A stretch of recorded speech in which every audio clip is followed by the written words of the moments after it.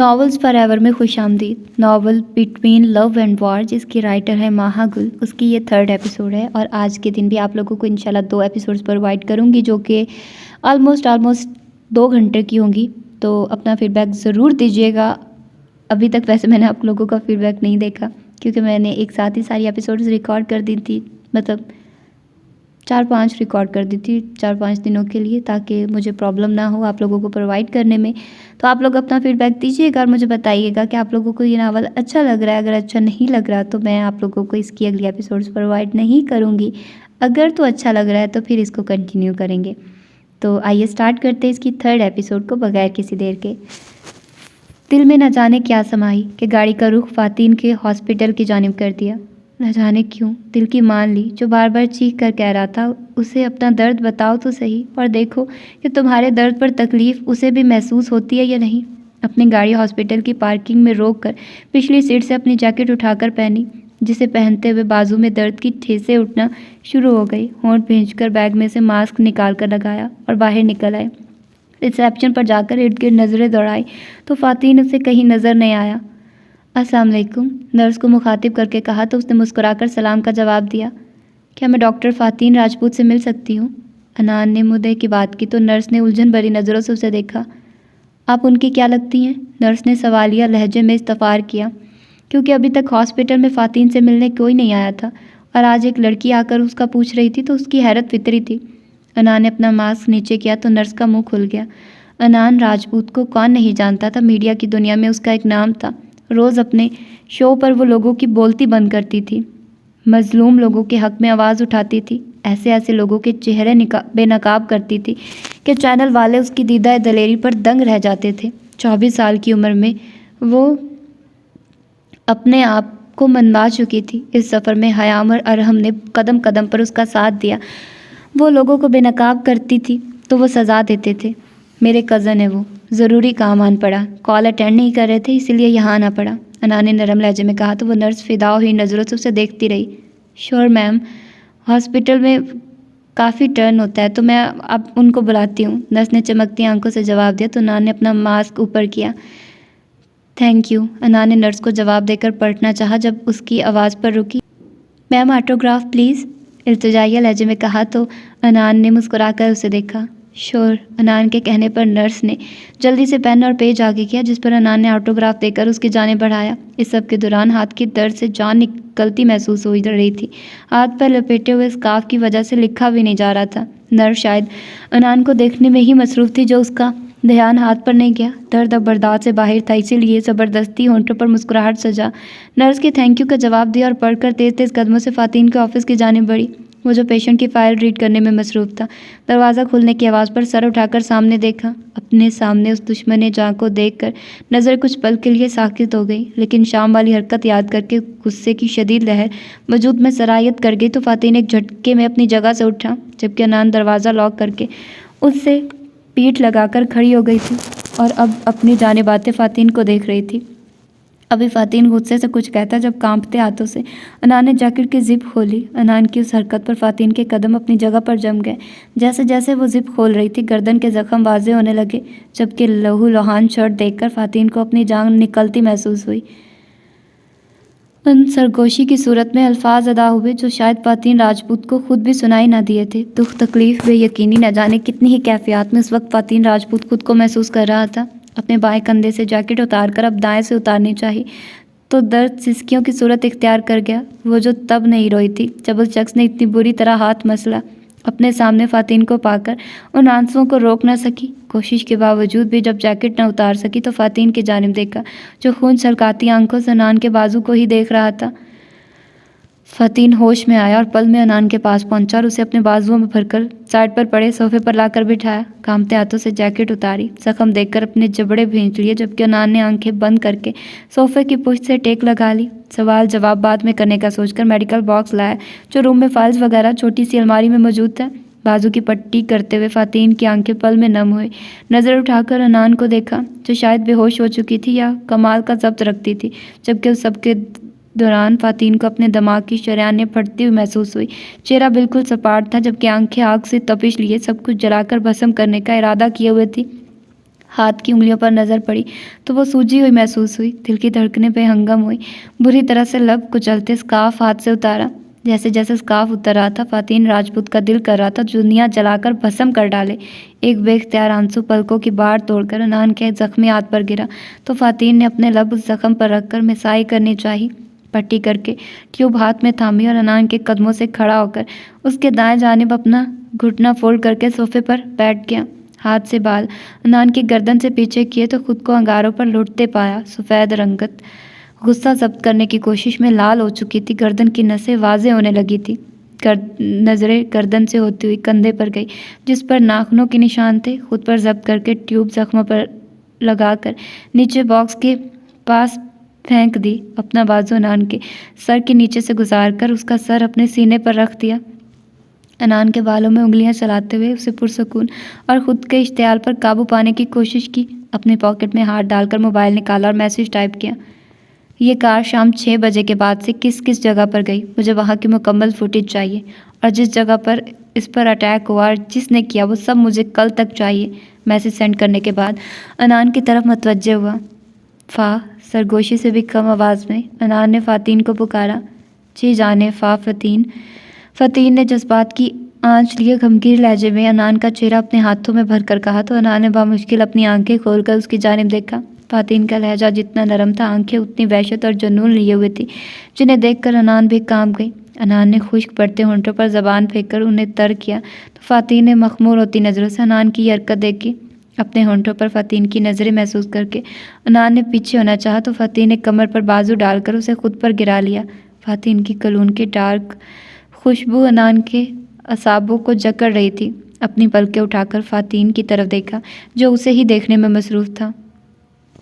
Please, लहजे में बेबसी लिए इल्तिजा की तो अनान ने अपना सर वापस से उसके कंधे पर रख दिया। तुम्हें मिले हर एक ज़ख्म का बदला फ़ातिन राजपूत सूद समेत लेगा। अनान का हाथ होंठों से लगाते फ़ातिन ने दिल में अनान को मुखातिब करके कहा, मैं तुम्हें अपने पास महसूस करना चाहता हूँ आन, बहुत पास, इतने पास कि तुम्हारी धड़कनों का शोर मैं बआसानी अपनी धड़कनों में सुन सकूँ, इतना पास कि तुम्हारी मुंतशिर हुई सांसों को अपनी सांसों में उलझा हुआ पाऊँ। गमगीर लहजे में सरगोशी की तो अनान ने नज़रें उठाकर फ़ातिन की तरफ देखा। नज़रों का तसादुम इतना ज़ोर आवर था कि वो पलक झपकाए बगैर न जाने कितनी देर खुद में खोए रहे। फ़ातिन ने अपना हाथ अनान के चेहरे और गर्दन के दरमियान रखा और इजाज़त तलब नज़रों से अनान की तरफ देखा, जिस पर अनान ने खामोशी से नज़रें झुका दी तो फ़ातिन पूरी शिद्दत से अनान के होंठों पर झुका। बुरी तरह से अनान की सांसों में अपनी सांसें उलझा कर कतरा कतरा उसकी सांसें खुद में अंडेलने लगा। अनान का लम्स अपने तड़पते दिल पर ठंडी फुहार की तरह महसूस हुआ। अनान की हालत देखकर फ़ातिन राजपूत को ऐसा महसूस हुआ था जैसा उसे जलते अंगारों पर खींच लिया हो। छोड़ने वाला तो अब वो किसी को नहीं था, लेकिन इस वक्त सब कुछ भुलाकर वो सिर्फ अनान को महसूस करना चाहता था। अनान की अखड़ती सांसों को महसूस करके अपने होंठ अनान के होंठों से जुदा किए तो अनान ने गहरे सांस भरते अपना सर फ़ातिन के कंधे से टिका दिया। अनान का सर कंधे से हटाकर टेबल तक गया, वहाँ से अपनी कार की कीज़ उठाई और मोबाइल पर दानियाल को मैसेज करके फार्म हाउस खाली करने का कहा, जिसने ओके कर अप्लाई किया। अब अनान की तरफ पलटा तो अधखुली आंखों से फ़ातिन को ही देख रही थी। अनान के करीब आकर बिना उसे समझने का मौका दिए अपनी बाहों में भरा। उस अचानक अवतार पर अनान ने अपने हाथ फ़ातिन के गर्दन के गिर्द बांध दिए। ऑफिस से निकलकर बैक डोर की तरफ आया। अनान, डोर खोलो, कार के पास आकर फ़ातिन ने कहा तो उसने हाथ बढ़ाकर कार का डोर खोला तो फ़ातिन ने एहतियात से अनान को सीट पर बिठाया और अपनी तरफ आया। इस सब के दौरान उसका चेहरा सपाट था, जिसे अनान ने बगौर देखा। तुम लोगों से रिश्ता हमारे लिए सज़ा बन गया है ना, तो वादा है मेरा तुमसे फ़ातिन राजपूत, तुम लोगों की ज़िंदगी को जहन्नुम न बना दिया तो मेरा नाम भी अनान राजपूत नहीं। ऐसा ज़ख्म दूंगी जो नासूर बनकर तुम्हारे पूरे वजूद में सरायत कर जाएगा। न जाने कब से अपने ख्यालों में घूमती चौंकी तो तब जब फ़ातिन ने गाड़ी फार्म हाउस में रोकी और अब उसकी तरफ आकर डोर ओपन कर दिया था। चलो, आन नरमी से हाथ थाम कर कहा तो अनान कार से नीचे उतरी और इर्द गिर्द नज़र दौड़ाई, जबकि फ़ातिन मजबूत कदम लेता राहदारी से गुजरता रूम में अनान को लिए आया। रुको, यही मैं कपड़े लाता हूँ, नरमी से अनान का गाल थपथपा कर कहा और मुड़कर कबर्ड के पास गया। ब्लैक टी शर्ट और ब्लैक की ट्राउज़र निकाला। ये लो आन, तुम फ्रेश हो जाओ, मैं कुछ खाने को लाता हूँ, फिर मेडिसिन लेना। फ़ातीन के कहने पर अनान ने कपड़े थामे और वाशरूम में घुस गई, जबकि फ़ातीन पुरसोच नज़रें दरवाजे पर टिकाए काफ़ी देर खड़ा रहा, फिर सर झटक कर किचन का रुख किया। अनान फ्रेश होकर आई तो फ़ातीन सोफे पर बैठा कॉफ़ी के कप पर उंगलियां फेरने में मसरूफ़ था। वो अंदाज़ा नहीं लगा पाई कि वो उसकी मौजूदगी महसूस कर चुका है या अनजान है। हाथ की हथेलियां आपस में रगड़ती, शशोपंज में मुब्तला, वो कभी फ़ातीन को देखती और कभी साइड सोफ़े को, फिर हिम्मत करके फ़ातीन के साथ जाकर बैठ गई, जो अभी भी अपने अमल में मसरूफ़ था। अनान ने अपना हाथ फ़ातीन के हाथ पर रखकर कहा, जिसने गर्दन घुमाकर अपने करीब बैठी अपनी मताए हयात को देखा, जो उसके कपड़े पहनने सीधा उसके दिल में उतर रही थी। अपने बेलगाम होते जज्बात पर काबू पाकर सैंडविच की प्लेट अनान की जानिब खिसकाई। फिनिश, तनबीह लहजे में कहा तो अनान ने सैंडविच उठा लिया। ये मेडिसिन भी लेनी है, सो हरी अप, मेडिसिन प्लेट के पास करते हुए कहा तो फ़ातीन के संजीदा लहजे पर अनान ने सर इस बात में हिला दिया, जबकि फ़ातीन सोफ़े की पुष्ट से सर टिकाकर अपने दोनों हाथ सर के नीचे बांधकर बगौर अनान को देखने लगा। फ़ातीन की नज़रों की तपिश अपनी पीठ पर महसूस करके अनान को अपनी रीढ़ की हड्डी में सनसनाहट महसूस हुई। अनान ने जल्द से जल्द मेडिसिन खाकर वहाँ से उठना चाहा। फ़ातीन जो तब से अनान की हरकत बगौर देख रहा था, उसके उठने का इरादा भांपकर अपनी गिरफ्त में उसकी कलाई पकड़कर अपनी तरफ खींचा। अनान जो उठने लगी थी, अपनी कलाई पर लगने वाले झटके से संभल न पाई और फ़ातीन के कुशादा सीने से टकराई। फ़ातीन की हरकत पर शदीद नागवारी महसूस हुई, मगर खुद पर जब्त किया और घबराई नज़रों से फ़ातीन की तरफ देखा, जो सपाट चेहरे से अनान को ही देख रहा था। Tell me each and everything, दबे दबे लहजे में घराकर कहा तो अनान को अपनी जान निकलती महसूस हुई। क्या मतलब? डरते हुए नज़रें उसकी नज़रों में गाड़ कर पूछा तो फ़ातीन के होंठों पर तंजिया मुस्कुराहट आई, जबकि डर तो वो हकीकत में गई थी। तुम क्यों भूल जाती हो मिसेस फ़ातीन राजपूत कि मैं तुम्हारे बचपन का साथी होने के साथ साथ तुम्हारी रूह का भी साथी हूँ। मैं तो तब भी तुम्हें समझ जाता था जब तुम्हें बोलना तक नहीं आता था। तो तुम्हें क्यों लगा कि तुम्हें समझने के लिए अब मुझे अल्फाज की ज़रूरत पड़ेगी? अपनी गिरफ्त अनान की कमर पर मजबूत करते हुए कहा तो अनान तकलीफ से सिसक पड़ी। वो नहीं जानता था कि उसकी कमर पर भी चोट लगी है और अनान ने उसे बताना गवारा नहीं किया, क्योंकि वो जानती थी वो वहाँ भी मरहम लगाता जो अनान बर्दाश्त न कर पाती। क्या मतलब? फ़ातीन की गिरफ्त नरम करने पर उलझकर पूछा। अनान के चेहरे से बाल हटाते हुए उसके चेहरे पर फूंक मारी तो अनान ने अपनी आंखें ज़ोर से मींच ली। तुम्हें पता है, जब तुम छोटी होती थी तब अगर मुझसे गलती हो जाती तो तुम मुझसे बात तक नहीं करती थी, कोई ना कोई सज़ा ज़रूर देती थी।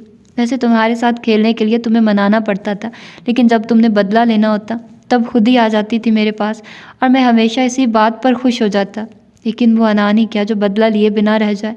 सारा दिन खेलती रहती, पर जब ही पापा या मामा पास आते चिल्ला चिल्लाकर रोना शुरू कर देती और जब तक वो मुझे डांट ना देते तो मैं सुकून ना मिलता और जब बदला पूरा हो जाता तब तुम फिर एटीट्यूड दिखाती।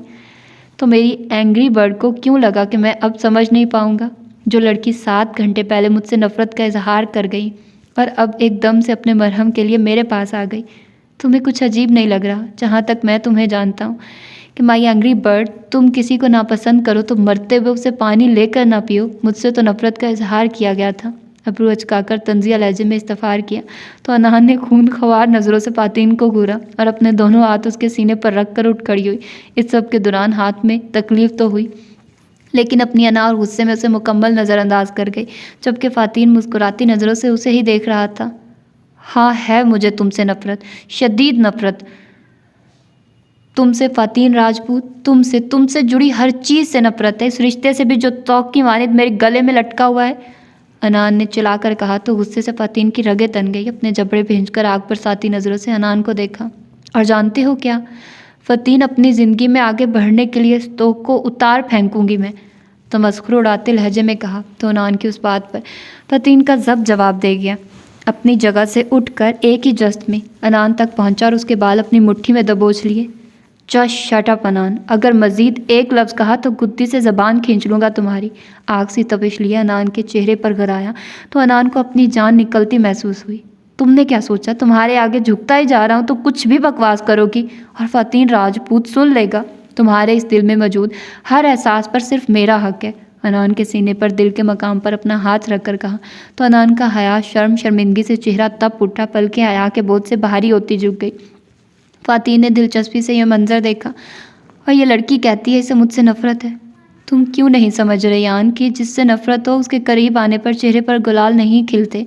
फ़ातीन ने बेबसी अपने लब कुचल डाले, जबकि अनान ने अपने लर्जते बाएं हाथ से फ़ातीन का हाथ हटाना चाहा तो उसने अनान की उंगलियों में ज़बरदस्ती अपनी उंगलियां उलझाकर उसका हाथ पीछे पुष्ट से टिका दिया।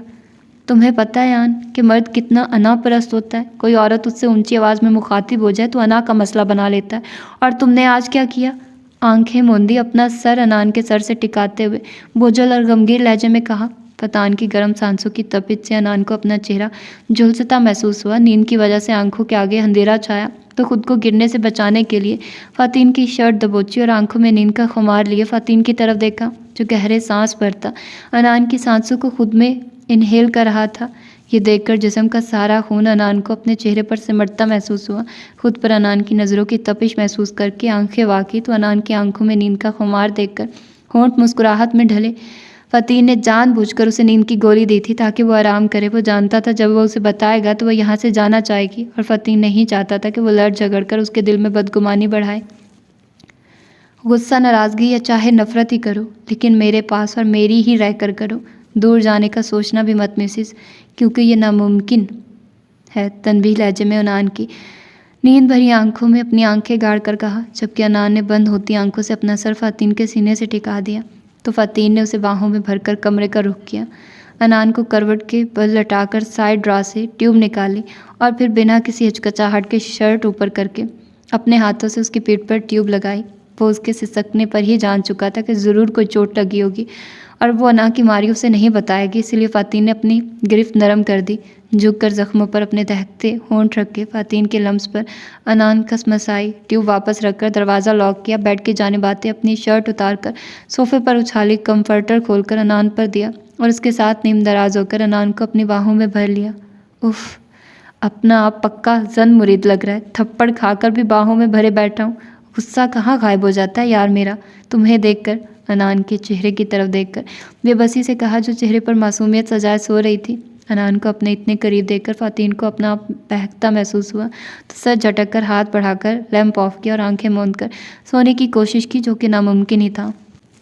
सुबह अनान की आंख खुली तो खुद को फ़ातीन के मजबूत हसार में कैद पाया, जो उसे तकिए की तरह दबोचे अनान के बाएं कंधे पर सर रखे और कमर पर दोनों हाथ बांधे सो रहा था।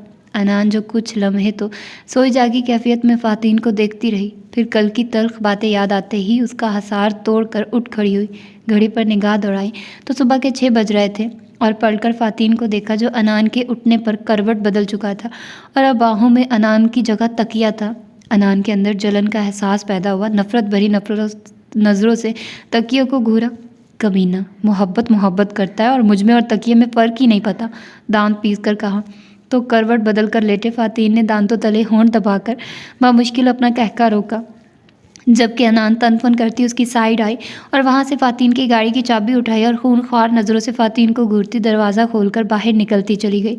जबकि अनान के जाने के बाद फ़ातीन जल्दी से उठा और मोबाइल उठाकर कॉल मिलाई, जो पहले ही बेल पर रिसीव कर ली गई।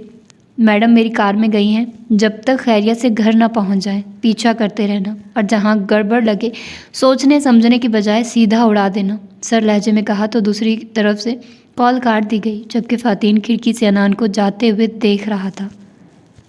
देखिए मिस्टर, पुलिस को क्या पता है कि आप उन्हें क्या बता रहे हैं, वो अलग मामला है, लेकिन जब आप कोई वकील हायर करते हैं तो उसे सच बताना ही पड़ता है ताकि वो इस हिसाब से केस देखे।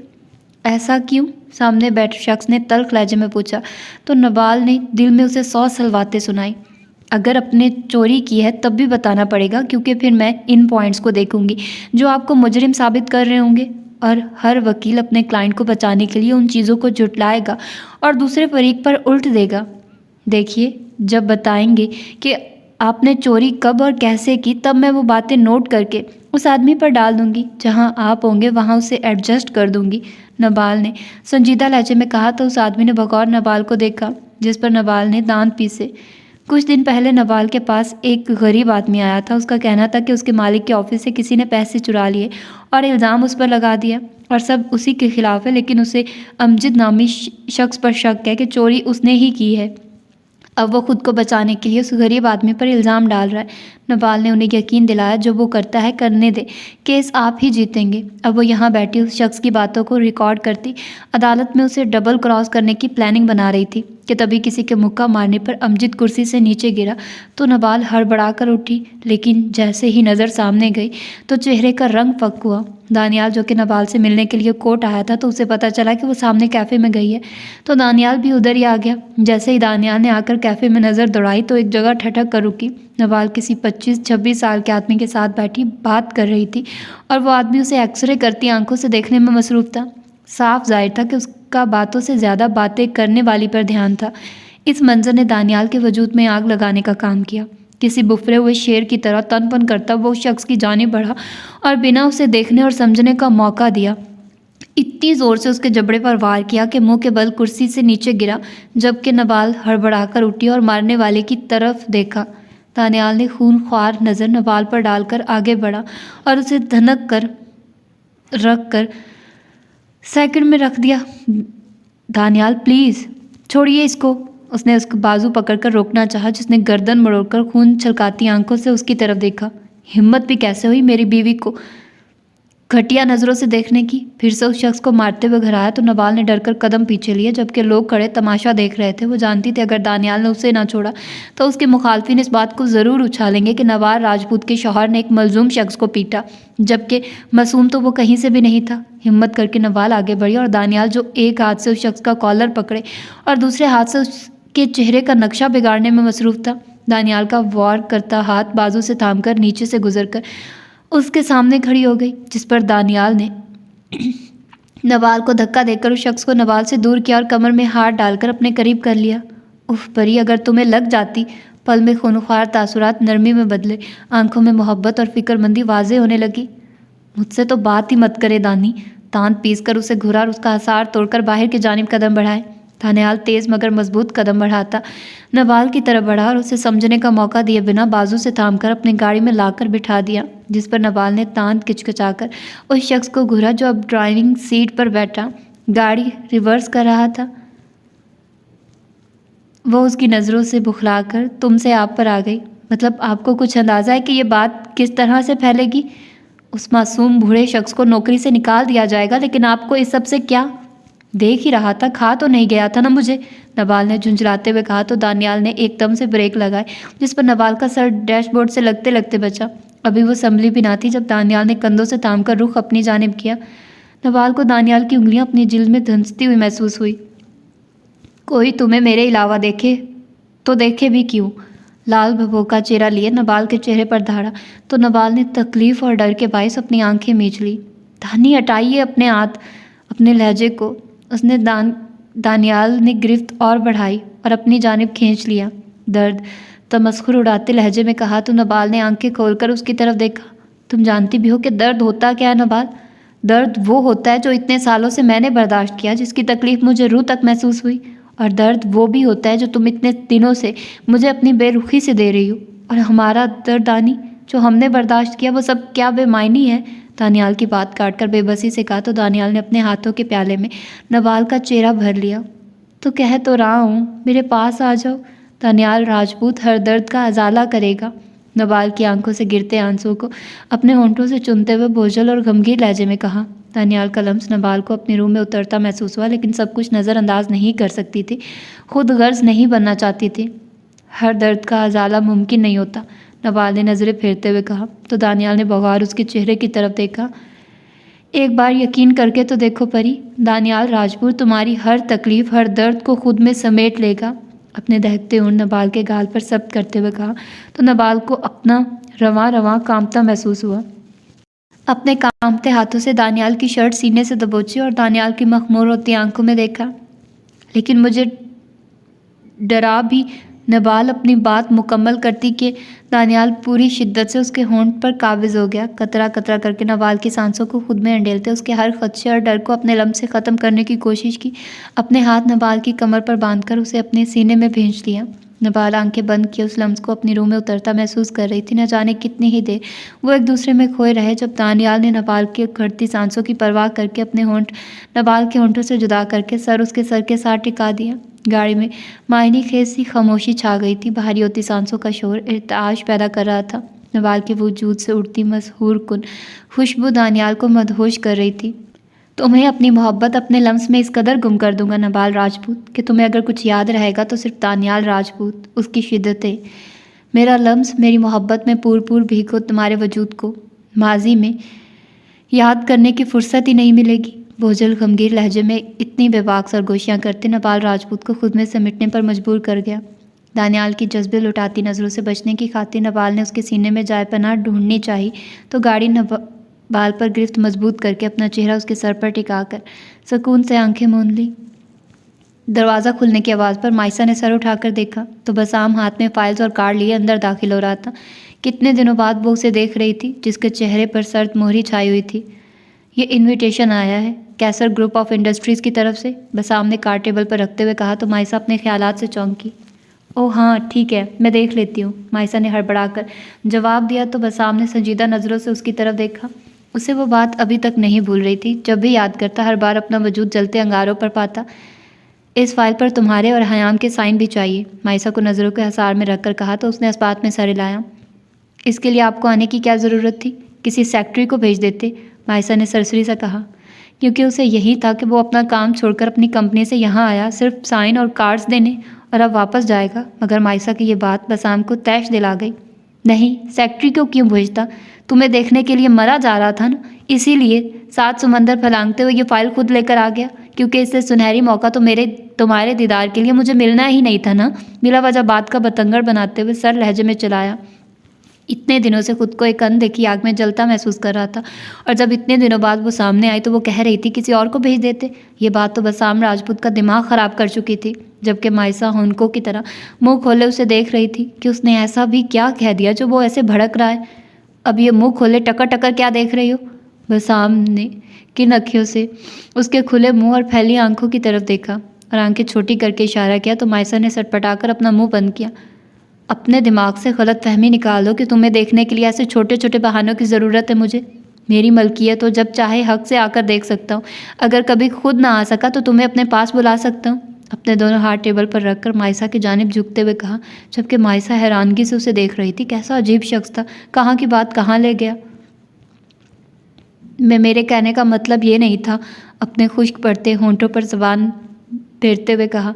बसाम के वजूद से उठती डार्क परफ्यूम की खुशबू माइसा को अपने हवासों पर छाती महसूस हुई। कुर्सी को पाँव की मदद से पीछे को धकेलकर बसाम से दूर होना चाहा, जिसकी तेज़ नज़रों से यह हरकत पोशीदा न रह सकी। तुम्हारे कहने का जो भी मतलब था, लेकिन मेरा मतलब साफ था और इस पार्टी के लिए जो ड्रेस मैं भेजूंगा वही पहनोगी। ना पहनने की सूरत में तुम्हें बहुत सख्त सज़ा दूंगा, इसलिए बिना चू चरा किए पहन लेना, वरना दूसरी सूरत में अगर मैं बहक गया तो मेरी जानलेवा कुर्बत में भी बर्दाश्त करनी पड़ेगी। बेबाक लहजे में आंख दबाकर कहता, सीधा हुआ झपटने के अंदाज में फाइल माइसा के हाथ से ली और तनफन करता हुआ चला गया। जबकि माइसा अभी भी ना समझी की कैफियत में उसे जाते हुए देख रही थी। माइसा आरम की आवाज़ पर माइसा और नबाल ने उसकी तरफ देखा। जी भाई, तुम्हें नहीं लगता जो औरत तुम लोगों के साथ इतना बुरा कर सकती है, उसने हसाम लोगों के साथ कुछ न कुछ किया होगा जो उसके पास थे? अरहम ने पुरसोच लहजे में कहा तो नबाल ने चौंक कर देखा। लेकिन वो ऐसा क्यों करेंगी जबकि उनकी बेटियां बसाम और हसाम को पसंद करती हैं? माइसा ने उलझन भरे लहजे में इस्तफार किया तो अरहम ने दोनों की तरफ देखा। सिर्फ हसाम और बसाम को फातीन और दानियाल नहीं, हकीकत क्या है वो जल्द पता चल जाएगी। मगर तुम सबसे यही कहूँगा, अपनी नाराज़गी में अना लाकर अपना रिश्ता ख़राब मत कर लेना। ये ना हो जब हकीकत सामने आए तो तुम लोगों को रिश्ता ख़राब हो चुका हो। इसीलिए जब तक सब वाज़े नहीं हो जाता तुम लोग ना उनसे लड़ोगी या छोड़ोगी, उसके बिना तो तुम लोगों का गुजारा नहीं। यही कोशिश करना कि सामना ही कम हो। बाकी जिस दिन फाइल हाथ लग गई और उस शख्स का नाम पता चल गया जो इस सब के पीछे है तो सब वाज़े हो जाएगा। फ़ोन की आवाज़ पर माइसा अपने ख्यालात से चौंकी। अरहम की बातें उन्हें काफ़ी हद तक ठीक भी थी। हयाम का नंबर देखकर कॉल उठाए। मैं फ्री हूँ, लंच के लिए जा रही हूँ, तुम चलोगी? हयाम के कहने पर माइसा ने कार्ड देखा। मैं भी फ्री हूँ और अहम बात यह कि कैसर ग्रुप ऑफ इंडस्ट्रीज़ का इनविटेशन कार्ड आ गया। 6 दिन बाद पार्टी है। ठीक है, तुम आ जाओ नीचे, मैं बस पहुँचने वाली हूँ। 2 मिनट तक हयाम ने कहकर फ़ोन रख दिया, जबकि माइसा अपना बैग उठाती दरवाजे की जाने बढ़ी। क्या हो गया अनान, क्यों तरसी हुई शक्लों से उन्हें देख रही हो? नबाल ने झुंझलाकर कहा, क्योंकि आज हयाम और माइसा ने पार्टी में जाना था और जब से वो तैयार होने के लिए रूम में आई थी अनान मुंह बनाकर उन्हें देख रही थी। क्यों ना बनाऊं मुंह? हाँ, उन्हें पता है कि अपनी किसी पार्टी में नहीं जाती मैं। सियासत की बातें दिमाग घुमा देती है मेरा। उन्हें ख्याल करना चाहिए ना मेरा। क्या था मुझे भी साथ ले जाती। पहले चिल्लाकर और आखिर में मुंह बसोर कर कहा तो नबाल ने घूर कर अनान को देखा। वो बिजनेस पार्टी है, फैमिली पार्टी नहीं, वरना तुम्हें मैं क्यों ना लेके जाती। हयाम ने अपना ड्रेस बेड पर रखते हुए कहा, जिस पर अनान मुंह बसोर कर उसे देखा और सोफे पर लेटकर कुशन मुंह पर रख लिया। माइसा ने अपनी ड्रामेबाज बहन की हरकतों पर ताज्जुब से सर हिलाया। इतने में दरवाज़ा नॉक हुआ तो नबाल ने जाकर खोला। ये क्या है? मुलाजमा के हाथ में एक खूबसूरत सा गिफ्ट बॉक्स देखकर नवाल ने हैरत से इस्तफार किया। जी, ये बसाम साहब देकर गए हैं और कहकर गए हैं अगर ये ड्रेस ना पहना तो जो धमकी दी थी वो उसे पूरा करने में देर नहीं लगाएंगे। मुलाजमा जैसे जैसे बता रही थी माइसा का चेहरा हया और शर्मिंदगी से लाल पड़ता जा रहा था, जबकि अनान एक ही जस्त में उठकर दरवाजे तक गई और मुलाजमा के हाथ से बॉक्स पकड़ा। क्यों नहीं पहनेंगी? मुलाजमा को घूर कर कहते हुए पलटी, जबकि मुलाजमा अपनी मैडम के घूरने पर सटपटा गई और फ़ौरन वहाँ से गायब हुई। नहीं आन, मैं यहीं पहनूंगी, माइसा ने अपनी फ़्रॉक आगे करते हुए कहा, जिसे अनान ने झपटने के अंदाज में पकड़ा, जबकि माइसा हॉनको की तरह अपनी बहन की नंदीधापन देख रही थी और नवाल का बस नहीं चल रहा था कि उसका सर फाड़ दे। अजीब हरकतें कर रही थी आज। जबकि हयाम अपना ड्रेस लेकर ड्रेसिंग रूम में चली गई। ये मैं पहनूंगी, तुम बसाम वाला ड्रेस पहनूंगी, समझी? अनान ने बड़ी बहन होने का रूप दिखाते हुए कहा तो माइसा ने गहरी सांस भरकर उसे देखा और इस बात में सर हिलाया।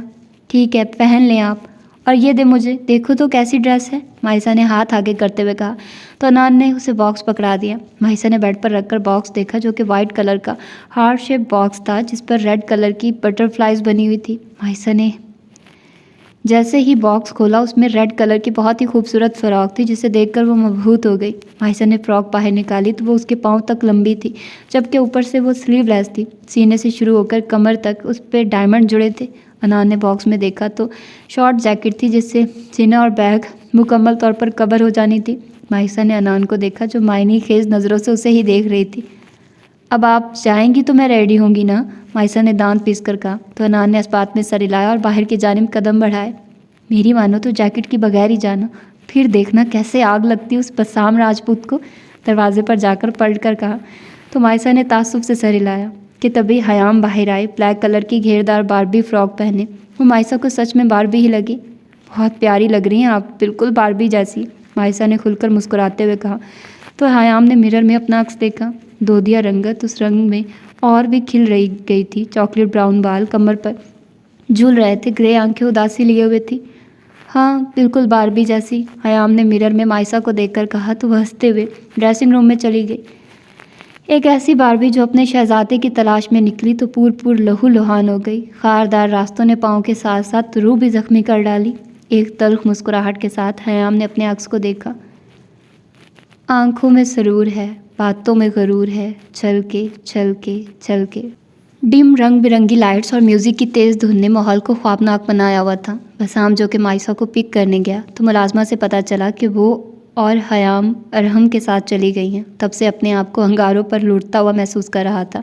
वो रश ड्राइव करके पहुंचा था, लेकिन वो अभी तक नहीं आई थी, जबकि यही हाल हसाम का था। उसका बस नहीं चल रहा था कि अरहम नामी बला का गला दबा दे, जो हर वक्त उसकी बीवी का साया ही बना रहता है।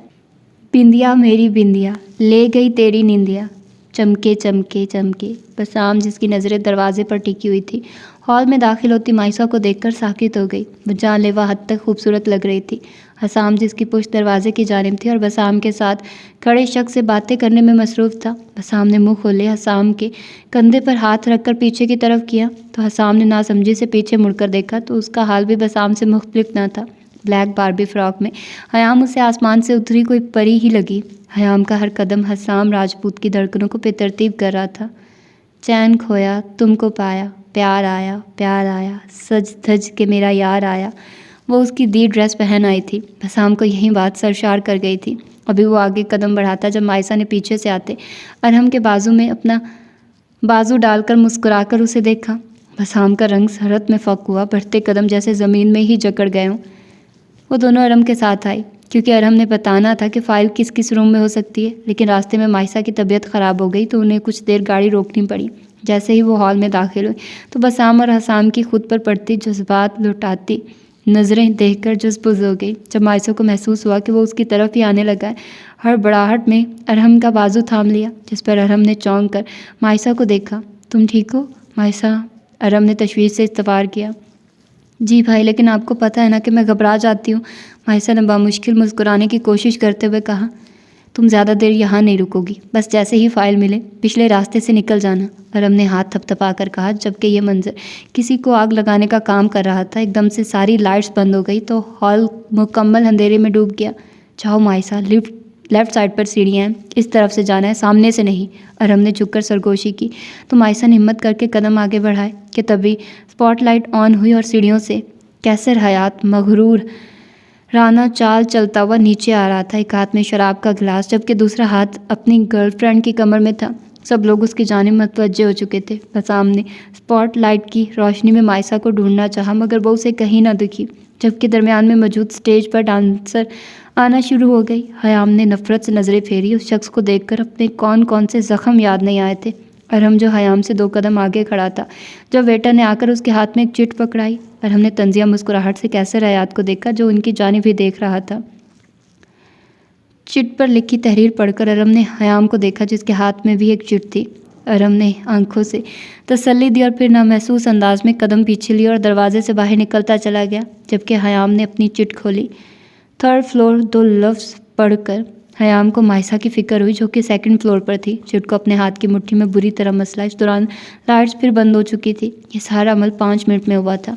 हयाम अंधेरे में एहतियात से कदम भरती लेफ्ट साइड बनी सीढ़ियों की जानिब आई, जहाँ लाइट्स ऑन थी। 2 कमरों को तो मायसा देख चुकी थी और अरहम की हदायत के मुताबिक जो चीज़ अजीब लगे उसे आगे पीछे करके देख लेना। शायद रूम में कोई सीक्रेट जगह हो। 2 रूम्स में वो ऐसा कर आई थी। अब ये तीसरा रूम था, जो कि एक साइड पर था।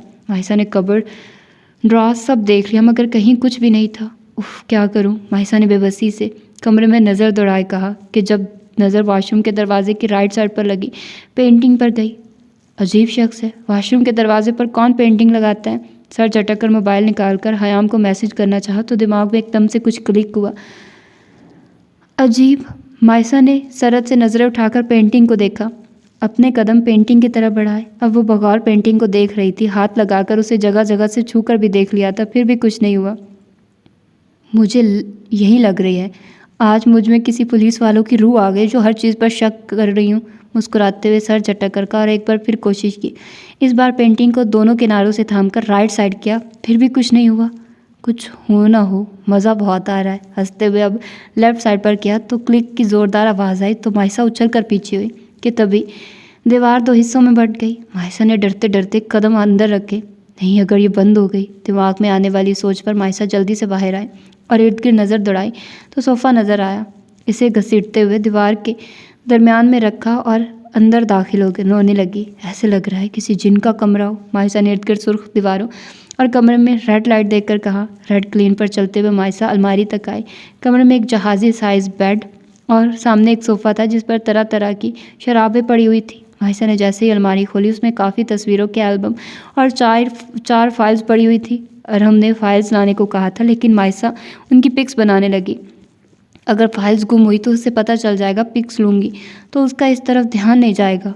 वाह मायसा, आज लग रही हो ना एक पुलिस ऑफिसर की बहन। खुद से बातें करते मायसा ने पिक्स बनाई और जल्दी जल्दी बाहर आई। सोफ़ा पीछे हटाकर उस तस्वीर के पास आई जो बिल्कुल पहले जैसी हो गई थी। अब उसे लेफ़्ट साइड पर किया तो दीवार बंद हो गई। मायसा हैरानगी से उसे देख रही थी कि तभी दरवाज़ा खुलने की आवाज़ पर साकित हो गई। पीछे थी पढ़ के, जबकि जो भी था हिम्मत नहीं हो रही थी। अब दरवाज़ा लॉक करके मजबूत कदम लेता मायसा की जानिब आ रहा था। डर की वजह से मायसा का पूरा वजूद पसीने से तर हो गया। हाथ पांव पूरी तरह से कपकपाने लगे। अरहम जैसे ही बेसमेंट में आया, वहाँ कोई भी नहीं था। अपने इर्द गिर्द देखते उसे किसी अनहोनी का एहसास हुआ। कहीं हयाम और मायसा, ये सोच ही सुहान ने रू थी। अभी अरहम पड़ता कि बेसमेंट में मौजूद दरवाज़ा खोलकर काफ़ी तादाद में आदमी बाहर आए। तो तुम आ ही गए अरहम अंसारी, उन आदमियों के दरमियान में खड़े शख्स ने अरहम को देखकर कहा। अरहम संजीदा नज़रों से उसे देख रहा था और उस आवाज़ को पहचानने की कोशिश कर रहा था, क्योंकि सबके चेहरों पर मास्क थे। तुम्हें क्या लगा तुम हमारे आदमी पर हाथ डालोगे और हमें कुछ पता नहीं चलेगा? खबासत से कहका लगाते हुए कहा तो अरहम ने तमस्खुर भरी नज़रों से उसकी तरफ देखा। तो अब क्या तुम अपने चमचों के साथ मुझे मारने आए हो? अरहम ने मजाक उड़ाते लहजे में कहा तो सामने खड़े वजूद ने गुस्से से अपनी मुट्ठियां पींची। जो शख्स खुद अपना चेहरा दिखाने का हौसला न रखता हो वो अरहम अंसारी को मारने की साजिश करके आया है। वेरी फनी, अरहम ने अपने कदम उनके जानिब बढ़ाते हुए कहा। तो उस शख्स ने अपने आदमियों को आगे भेजा, जिस पर अरहम ने कहका लगाया जो दुश्मन को आग लगाने का काम कर रहा था। अरहम ने पीठ पीछे हाथ ले जाकर एक तेज़ धार छोटी सी तलवार की तरह का आला निकाला, जो देखने में तो मामूली था, जिसे देखकर सामने वाले तमस्खुर से हंसे। Sonia back to the race, तेज़ म्यूज़िक की आवाज़ बेसमेंट तक गूंजी। तो अरहम ने हाथ घुमाकर अपने जानिब आने वाले शख्स पर वार किया। तलवार के आगे लगे छोटे छोटे कट जब उस शख्स की गर्दन पर बुरी तरह से लगे तो उसकी दिल खराश चीखें म्यूज़िक की आवाज़ में दब गई। तूने कर दी थोड़ी दूरियां, दबा के रखी दिल में 100 फरेबियाँ, झूठी मोहब्बत है तेरी फितरत, हर मर्तबा 100 दफ़ा तूने किया दगा। मुसलसल अपनी जानिब बढ़ते दुश्मनों की गर्दन पर वार करता उन्हें ढेर करता आगे बढ़ रहा था। वो बेवकूफ़ थे या हद से ज़्यादा खुद को ताकतवर समझते थे। उन्हें था कि वह यहाँ पार्टी में बिना पिस्टल के आएगा तो उनका मुकाबला तो वो नहीं कर सकेगा। इसीलिए बेवकूफ़ खुद भी खाली हाथ आ गए जब उनके दरमियान में खड़े शख्स ने अपने बचाव के लिए इर्द गिर्द नज़र दौड़ाई। सालो वार करो, तुम सबसे एक शख्स नहीं संभाला जा रहा, अपने आदमियों पर चिल्लाकर कहा तो अरब ने अपनी तलवार नीचे फेंक दी और हाथ से करीब आने का इशारा किया। नशा तेरा नशीला नशीला है, अल्लाह दुहाई है, फिर जान पर आई है। अपनी तरफ बढ़ते हाथ के वार को नीचे झुककर ज़ाया किया और पीछे को पलटकर अपने दोनों हाथों में उस शख्स के बाजू पकड़कर एक ही झटके में तोड़ दिया। अब तू तबाही है, हाँ तेरे प्यार में। हयाम जैसे ही ऊपर आई तो वहाँ कोई भी नहीं था। तुम्हें पता है हयाम राजपूत, तुम्हारे इस दिलकश वजूद ने कितना तड़पाया मुझे। अपने पीछे से आने वाली आवाज़ पर हयाम सरत से पलटी।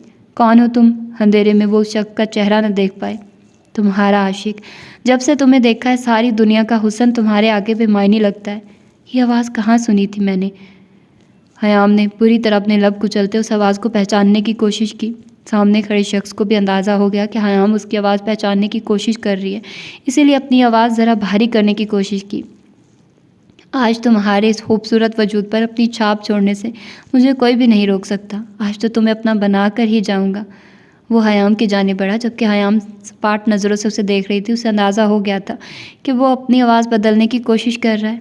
पिछले 7 साल से ये दिल का बख्त तुम्हारी कुर्बत के लिए बेचैन हुआ पड़ा, हयाम के रूबरू आकर कहा, जबकि चेहरे पर रुमाल बंधा हुआ था और हरी आंखें हवस लिए हयाम को देख रही थी। जब हयाम ने बिना उसे समझने का मौका दिया उसके नाक पर वार किया तो दर्द से बुलबुलाते हुए वो 2 कदम पीछे हुआ। और तुम्हें लगता है कि मैं तुम्हें कामयाब होने दूंगी? उसके पेट में अपने जॉगर में मकीद पाँव से ठोकर मारी। उसे यकीन तो नहीं मगर थोड़ा सा आइडिया था कि सूरत हाल ख़राब भी हो सकती है, इसीलिए हील की जगह जॉगर्स पहन लिए। इतनी लंबी फ्रॉक के नीचे से तो वैसे भी नज़र नहीं आने थे। अभी हयाम दोबारा उस पर वार करती कि उस शख्स ने हयाम की अपनी तरफ बढ़ती टांग को पकड़कर झटका दिया तो वो मुंह के बल नीचे गिरी। हयाम की ज़ोरदार चीख सामने वाले ने हड़बड़ा कर देखा और वहाँ से भाग गया, जबकि हसाम जो हयाम को ढूंढता हुआ ऊपर आया था किसी शख्स को हयाम को गिराते देख एकदम से चिल्लाया, जबकि हयाम ने आवाज़ को नज़रअंदाज करके अंधेरे में ही गायब होते उस शख्स को देखा। अभी वो उठकर उसकी जानिब बढ़ती जब हसाम ने बाजू से पकड़कर अपनी जानिब खींचा। उस अचानक हफ्तात पर हयाम हसाम के चौड़े सीने से टकराई जो परेशान नज़रों से उसे देख रहा था। तुम्हें लगी तो नहीं कहीं? कंधों से थामकर अपने सामने करके फिक्रमंदी से हसाम उसका जायज़ा लेने लगा। नहीं मैं ठीक हूँ हसाम, पकड़ो उसे। सामने अपने खुश्क पड़ते होंठों से उसके चेहरे की तरफ देखा। खूबसूरत चेहरे पर इस वक्त पसीने के छोटे छोटे कतरे वाजे हो रहे थे। रेड लिपस्टिक से सजे होंठ हल्के हल्के कपकपा रहे थे। हसाम समझ ना सका कि ये डर के बाहिस है या उसकी कुर्बत की वजह से।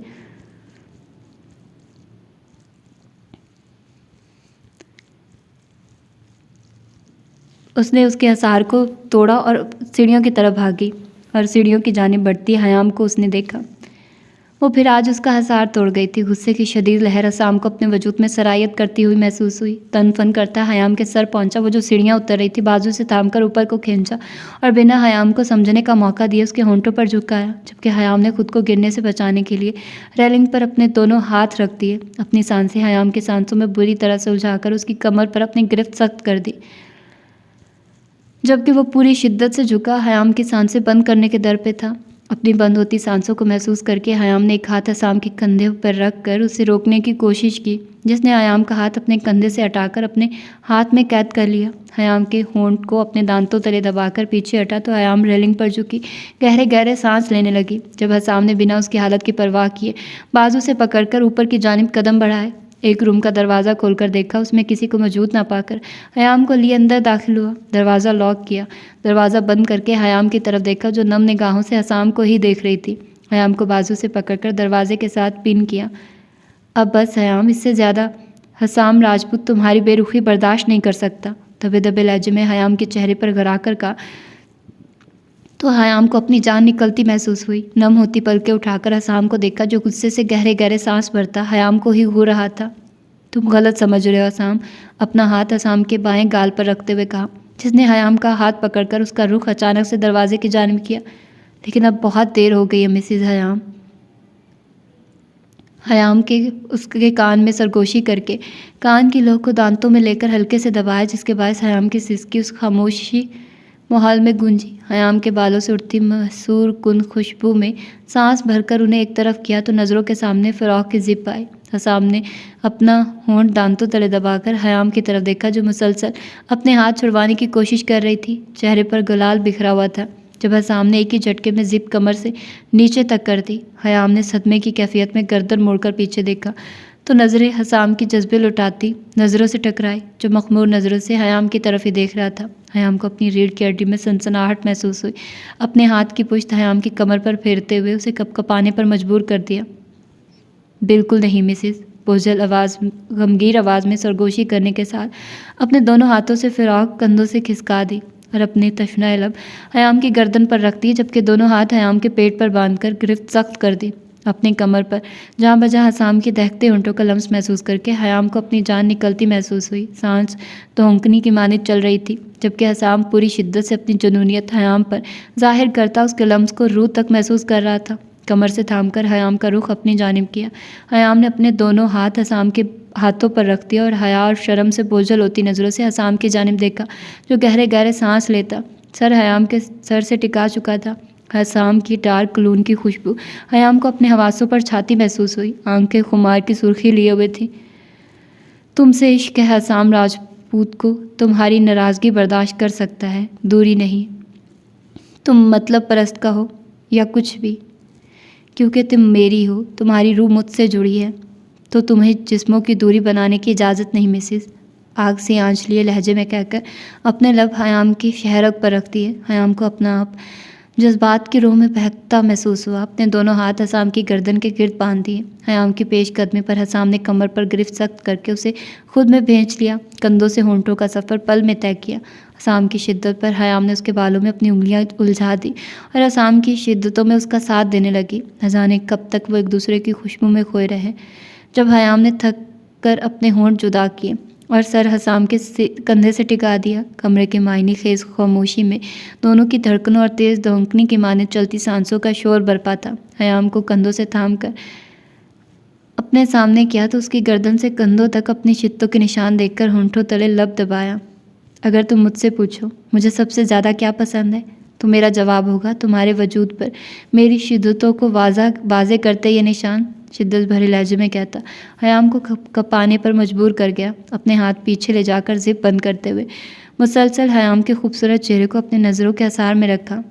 ये तो आगाज़े शिद्दत है मिसेस, देखिए आगे आगे होता है क्या, शौक लहजे में कहा तो हयाम ने खफ की भरी नज़रों से हसाम को देखा, मगर ज़्यादा देर उन जज्बे लौटाती नज़रों में देखा न गया तो सरल से पलके झुका ली। चेहरे की लाली में पल में इजाफा हुआ।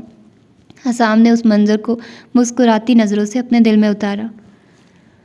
फ़ातीन जो रिजवान साहब से मिलने आया था तो सामने से सहज सहज कर सीढ़ियाँ उतरती अनान पर नज़र पड़ी तो फ़ातीन को हर शय साकित होती महसूस हुई, जबकि फ़ातीन को अपने सामने देखकर अनान के दिल ने एक बिट मिस की। फ़ातीन को नज़रअंदाज करने की कोशिश करती हुई अपनी मगरूराना चाल चलती आखिरी स्टेप से 2 कदम पीछे रुक गई, जबकि फ़ातीन एक ट्रांस की कैफियत में उसकी जानिब बढ़ता जा रहा था। सीढ़ियों के करीब आकर बगौर अनान का जायज़ा लिया, जो लाइट पीच कलर की बारबी फ्रॉक में लाइट मेकअप किए उसके हवासों पर छा रही थी। यहाँ क्या कर रहे हो तुम? अनान ने आंखें छोटी करके दोनों हाथ कमर पर बांधकर फ़ातीन से कहा तो वो हड़बड़ाकर होश में आया। क्या मतलब? मेरे चाचू का घर है, फ़ातीन ने दांत पीसकर अनान को घूरते हुए जवाब दिया। मेरी तुम छोड़ो, इतना सहज सहज कर कहाँ जा रही हो तुम? अनान की मनमोहनी सूरत को देखते हुए उसने सख्त लहजे में इस्तफार किया। जब अनान ने अपने दोनों हाथ फिजा में बुलंद करके फतीन पर खुद को गिराया, वो जो अनान के हाथ फिजा में फैलाने पर हैरान हुआ था, उसे खुद पर गिरते देखकर हड़बड़ा गया और जल्दी से उसे थामकर रेलिंग पर अपना हाथ जमाया, वरना दोनों ज़मीन बोस हो जाते। जबकि अनान अब आंखें पटपटाते हुए मासूमियत से उसे देख रही थी। अपने दोनों हाथ फतीन की गर्दन के गिर्द बांध दिए, जबकि फतीन थोड़ी मुश्किल की वजह से उसको घूर कर देख रहा था। यह क्या बचपन आयान, अगर गिर जाती, फतीन ने दांत पीस कर कहा। तो अनान ने अपना चेहरा आगे करके फतीन के कंधे पर जोर से अपने दांत गाड़ दिए। तकलीफ से फतीन ने अपने जबड़े भेजकर अनान को देखा, जो शायद उसका गोश्त निकालने के चक्कर में थी। वो एक्चुअली मेरे कोलीग ने पार्टी रखी है, तो बस वहीं जा रही हूँ। कैसी लग रही हूँ? आंखें पटपटाते हुए बताया और आखिर में राय ली। माई एंग्री बर्ड, तुम क्यों चाहती हो ये तुम्हारे कोलीग की पार्टी को उसके जनाजे में बदल दूँ? सख्त लहजे में एक लफ्ज़ चपा कर कहा। तो अनान ने अपनी आंखें घुमाई, जैसे कहना चाहती हो जो मर्जी कहो। उफ। उन गुंडों के लीडर को अपनी कार की डिग्गी में डालते हुए अरहम ने अपनी कमर पर हाथ रखकर कहा और एक ताहिराना निगाह उस आदमी पर डाली जिसके पाँव अपनी टाई से, जबकि हाथों को अपनी जुराबों के साथ बांध मिलाकर बांधा गया था। अब किसी फिल्म का तो हीरो मैं था नहीं, जो बांधने का सारा सामान भी साथ रखता। सर झटक कर कहते मोबाइल निकाल कर डिग्गी में पड़े आदमी जिसका चेहरा अभी तक मास्क में कैद था उसकी तस्वीर बनाई और हयाम को सेंड कर दिया और उस आदमी की तरफ मुतवज्जे हुआ। जब तुम लोगों के पैसों पर पलने वाले पुलिस वाले तुम लोगों की हिफाजत कर सकते हैं, तुम लोगों के राज छुपा सकते हैं, तो सोचो वहीं पुलिस वाले जब अपने मुल्क से वफादार हो तो तुम लोगों का क्या हशर कर सकते हैं। सर झटक कर डिग्गी बंद की। कहाँ हो तुम लोग? हयाम और मायसा को एक साथ मैसेज करके कार में बैठ गया, क्योंकि अंदर जाने का रिस्क नहीं लेना चाहता था। अगर कोई उस पर नज़र रख रहा हुआ तो वो उस आदमी को मारने या निकालने की कोशिश ज़रूर करेगा। रूम में चलें? फतीन ने अपनी नाक अनान की कान से सुलाते हुए सरगोशी की। लेकिन मुझे पार्टी में जाना है। हनूज वैसे ही फतीन पर झुके हुए कहा तो इस बात पर फतीन का सारा खुमार उन छू हुआ और घूर कर अनान को देखा।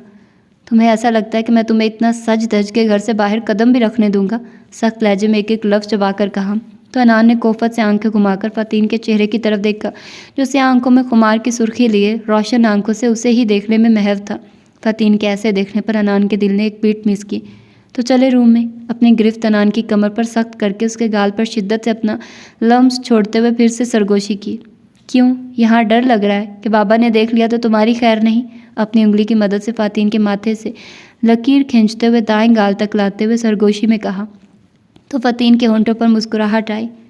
तब तो फ़ायदा हो जाएगा। चाचू को लगेगा उनकी बेटी और भतीजा अब एक दूसरे से दूर नहीं रह सकते, तो चाचू जल्द रुखसती का फैसला सुनाएंगे। शोख लहजे में कहते हुए अनान को देखकर आंख दबाई तो अनान ने सर झटका, जबकि फतीन के चेहरे पर अपनी उंगली फेरने का अमल जारी रखा। कभी दाएं गाल से थोड़ी तक आती, वहाँ से बाएं गाल पर, फिर नाक पर, फिर वहाँ से होंठों पर आनकर ठहर जाती, फिर दोबारा माथे से यही अमल जारी करती। फतीन जज्बे लुटाती नज़रों से उसे देखने में मसरूफ़ था।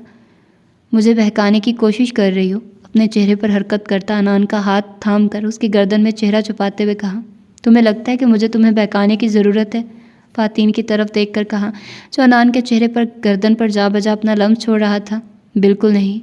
अनान ने सरगोशी से भी कम आवाज़ में कहा। तो फतीन ने शिद्दत से अपने लब अनान की थोड़ी पर रखकर सर उठाकर उसकी तरफ देखा। हुक्म जाने अपना लम्स अनान के माथे पर छोड़ते हुए कहा। जंग जीतना ज़रूरी है या प्यार? अनान के संजीदा लहजे पर फतीन ने चौंक कर उसे देखा, फिर अपना हसार तोड़कर 2 कदम पीछे खड़ा हुआ और संजीदा नज़रों से अनान को देखा, जो उसके हसार तोड़ने पर खूनख्वार नज़र से उसे देख रही थी। फिर बाकी के 2 स्टेप उतरकर उसके सामने आकर फतीन के दोनों हाथ अपनी कमर पर रखे और घूर कर उसे देखा। तुम खुद से मुझसे दूर गए, तुम्हारा सर फाड़ दूंगी मैं, दबे दबे लहजे में चिल्लाकर कहा। तो फतीन ने झटका देकर अनान को अपने करीब कर लिया कि अब वो दोनों एक दूसरे की सांसों को अपने चेहरे पर महसूस कर सकते थे। जंग अगर अपने हक के लिए हो तो प्यार से भी ज़रूरी है, क्योंकि अगर प्यार में आपके पास अपना कोई हक ना हो तो प्यार से ज़्यादा वो आपको एक दिन सज़ा या कैद लगने लगता है। लेकिन मैं तुमसे यही कहूँगा आन, अल्लाह पर तवक्कुल करके प्यार का हाथ थामकर यकीन की सीढ़ी पर कदम रख दो, तो मेरा तुमसे वादा है फतीन राजपूत तुम्हें किसी मैदान में शिकस्त नहीं होने देगा। संजीदा लहजे में अपने एक एक लफ्ज़ पर जोर देकर कहा। तो अनान ने अपनी नम आंखों से उसकी तरफ देखा। मुझे अपनी बहनों से बहुत प्यार है मैं उनसे बहुत प्यार करती हूँ, लेकिन मैं तुम्हें भी नहीं खोना चाहती। मैं सेल्फिश नहीं हूँ, मुझे सेल्फिश नहीं बनना फ़ा, भीगे लहजे में कहते हुए फ़ातीन राजपूत को तकलीफ़ से दो चार कर गई। फ़ातीन का हसार तोड़कर पीछे हुई तो फ़ातीन ने तड़प कर अनान को देखा, जो बुरी तरह अपने लब कुचलती नम निगाहों से उसे देख रही थी। मुझे कुछ समझ नहीं आ रहा फ़ा, मैं इतने दिनों से बहुत बड़ी उलझन में हूँ, मुझे कुछ समझ नहीं आ रहा, भीगी आंखों से फ़ातीन को देखते हुए कहा तो फ़ातीन राजपूत को अनान के मुंह से अदा हुआ हर लफ्ज़ और अनान की आंखों से गिरता हर आंसू तकलीफ़ से दो चार कर रहा था। मैं सब ठीक कर दूंगा आन, जस्ट ट्रस्ट मी, अपने कदम आगे बढ़ाते हुए कहा तो अनान ने रोते हुए नफ़ी में सर हिलाया। आन मोहब्बत से चूर लहजे में सरगोशी से लहजे में फ़ातीन ने पुकारा तो अनान ने चेहरे का रुख फेर लिया। फ़ातीन ने बेबसी से उसकी तरफ देखा और अपना हाथ बढ़ाकर अनान का हाथ थामना चाहा, जबकि अनान ने अपना हाथ पीछे खींच लिया। आन इस बार तनबीह लहजे में गुस्से की आमेज़िश के साथ कहा, जिस पर अनान ने फ़ातीन की तरफ देखा। अभी वो दोबारा हाथ बढ़ाता जब अनान झटके से मुड़ी और सीढ़ियाँ फलांगती हुई अपने कमरे में जाकर बंद हो गई, जबकि फ़ातीन साकित से अपने खाली हाथ को देख रहा था। मुझे तुमसे बहुत मोहब्बत है फ़ा, लेकिन तुम्हारे साथ के लिए अपनी बहन को कैसे नज़रअंदाज कर दूं, जिसने हमारी माँ के मरने के बाद जब हमारे बाबा ने खुद को कमरे तक महदूद कर लिया था, तब वो हमारी माँ और बाप दोनों बनी थी। मैं उसे कैसे नज़रअंदाज कर दूं? दरवाजे से टेक लगाकर रोते हुए अपनी बेबसी बयान की तो सुनने वाला कोई नहीं था, और जो बिन कहे समझ आता था वो भी अब वहाँ मौजूद नहीं था।